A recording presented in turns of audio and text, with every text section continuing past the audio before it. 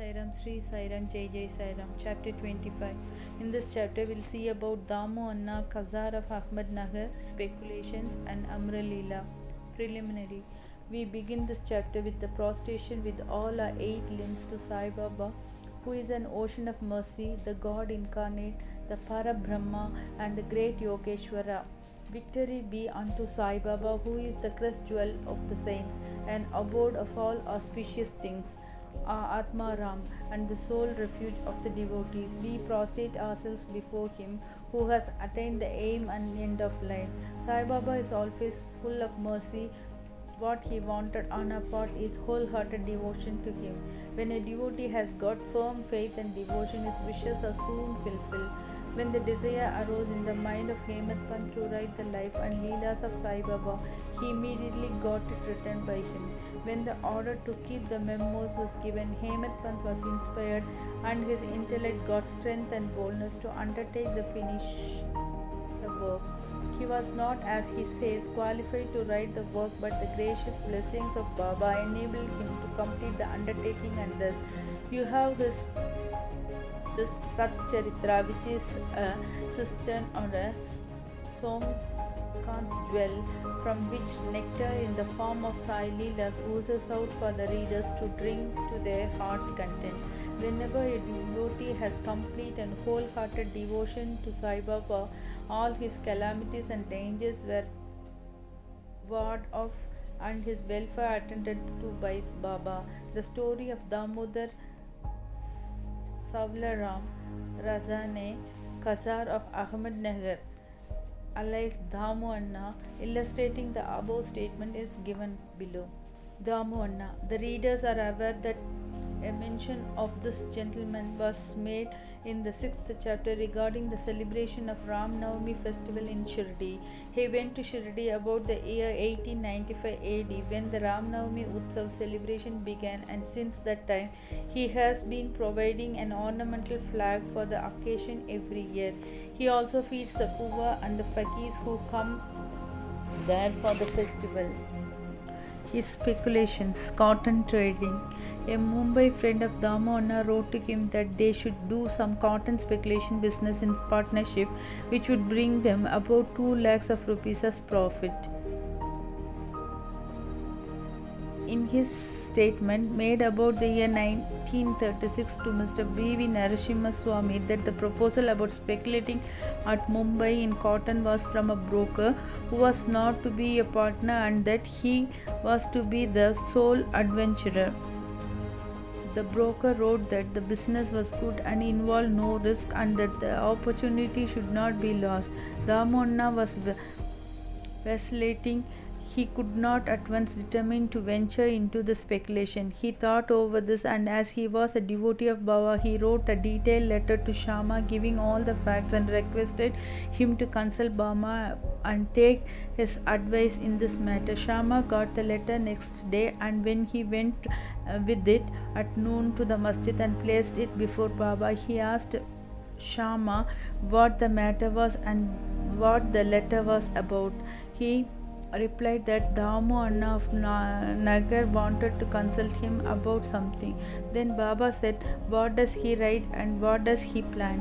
It seems that he wants to reach the sky and he is not content with what God has given him. Read his letter." Shama then said, "The letter contains what you have just said, O Deva.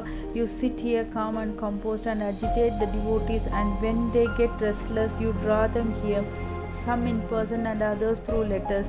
If you know the contents of the letter, why do you then press me to read it?" Baba said, "O Shama, read it. I speak at random, and who believes me?" Then Shama read the letter, and Baba heard it attentively and said feelingly, "The Shaykh has gone mad. Write to him in reply that nothing is wanting in his house. Let him be content with the half loaf he has and not bother himself about lakhs." Shama sent the reply which Damu Anna was anxiously waiting for. After reading it, he found that all his hopes and prospects about lakhs of rupees as profit were dashed to the ground. He thought that he had done a mistake by consulting Baba, but as Shama had hinted in the replied that there was always much difference in seeing and hearing, and that therefore he should come to Shirdi personally and see Baba. He thought it was advisable to go to Shirdi and consult Baba personally about the affair. So he went to Shirdi, saw Baba, prostrated himself before him and sat shampooing his legs. He had no courage to ask Baba openly about the speculation, but he thought in his mind that it would be better if some share in the business should be assigned to Baba, and said in his mind that if Baba were to help him in his transaction, he would surrender some share of profits to him. Damu Anna was thus thinking secretly in his mind, but nothing was veiled from Baba. Everything past, present, and future were clear to him.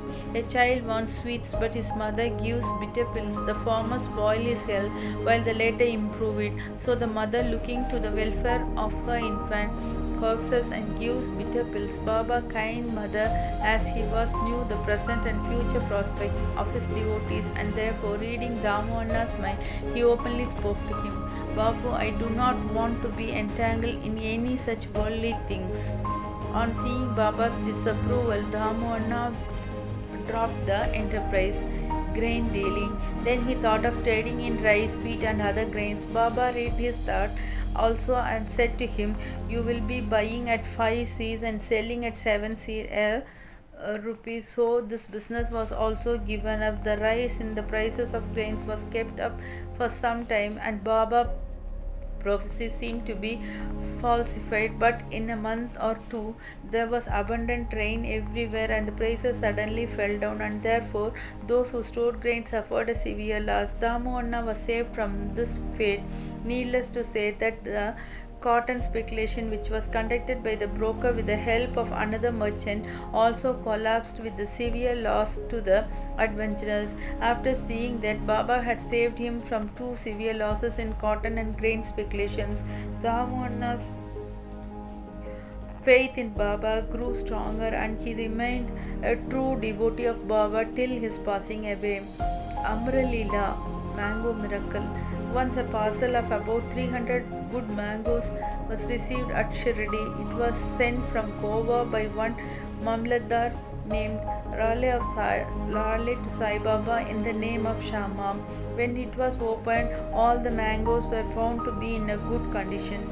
They were given to Shama's charge, and only 4 were retained and placed in the Columba by Baba. He said, these 4 fruits are of Damu Anna, let them lie there. This Damu Anna had 3 wives. According to his statement mentioned above, he had not 3 but 2 wives only. He had no issue. He consulted many astrologers and himself studied astrology to some extent, and found that as there was a poppy planet in his horoscope, there was no prospect of any issue to him in this life. But he had great faith in Baba. When he went to Shirdi 2 hours after the receipt of the mango parcel for worshipping Baba, he said, though other people are looking for the mangoes, they are Dhamyas, he whose they are should eat and die. Damu Anna, on hearing these words, was first shocked, but on Mahalspati explaining to him that death meant the death of the ego, and to have it at Baba's feet was a blessing. Damu Anna said that he could accept the fruit and eat them, but Baba said to him, do not eat yourself, but give them to your younger wife. This Amralila will give her 4 sons and 4 daughters. This was done, and in due course it was found Baba's words turned out true and not those of the astrologers. Baba's speech established its efficacy or greatness while he was living in the flesh, but it did the same even after his passing away. Baba said, believe me, though I pass away, my bones in my tomb would be speaking, moving, and communicating with those who would surrender themselves wholeheartedly to me. Do not be anxious that I would be absent from you. You will hear my bones speaking and discussing your welfare. But remember me always, believe in me heart and soul, and then you will be most benefited.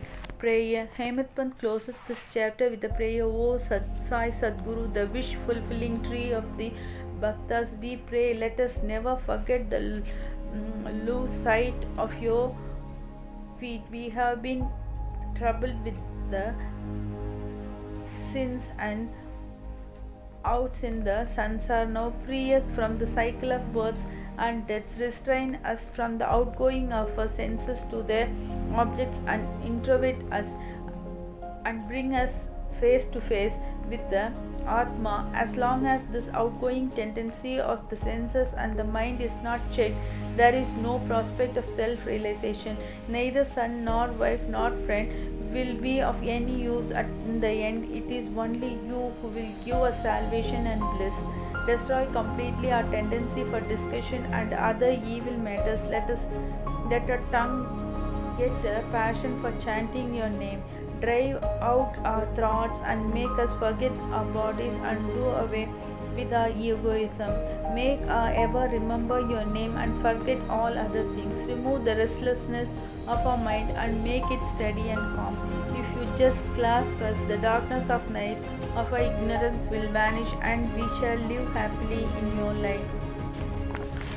That you made us drink the nectar of your Leelas and awaken us from our slumber is due to your grace and our store of merits in past birth.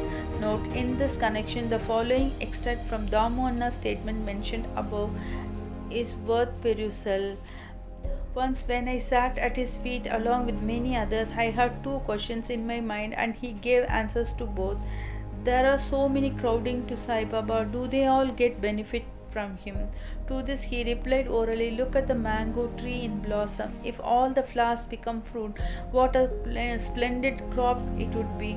But do they? Most fall off either as flowers or as unripe fruits by wind, etc. Very few remain.